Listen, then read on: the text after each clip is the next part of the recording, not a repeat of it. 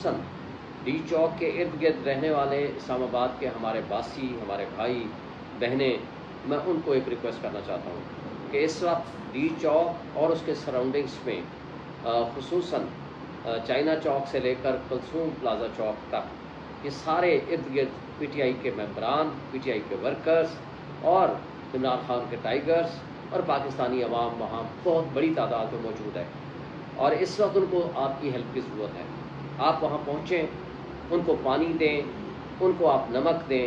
اس وقت ان کو آپ کوئی خشک کھانے کی چیزیں دیں جس میں کھجور ہے، جس میں چنے ہیں۔ یہ آپ کی ایک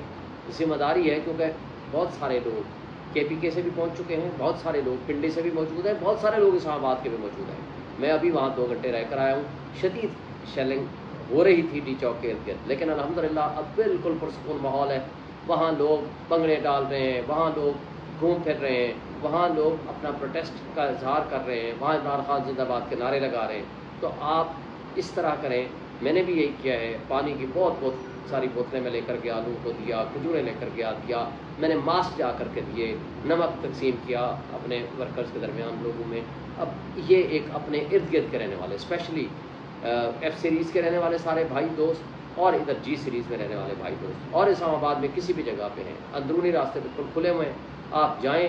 ان کو آپ ہیلپ آؤٹ کریں۔ یہ اس وقت سب سے بڑی ضرورت ہے، اور آپ سب سے زیادہ لوگ اپنے حقوق کے لیے، اپنے بچوں کے مستقبل کے لیے ان کے ساتھ جائیں۔ آپ اس وقت پروٹیسٹ میں شریک ہوں، یہ آپ کا ایک اخلاقی فرض بھی ہے کہ ایک قومی فرض بھی ہے، اس لیے کہ جو اس وقت سچویشن ہے، آپ کے ملک میں ایک انڈکلیئرڈ مارشل لا لاگو ہے، آپ کے ملک کے بنیادی انسانی حقوق معطل ہو چکے ہیں، آئین اور قانون کی پامالی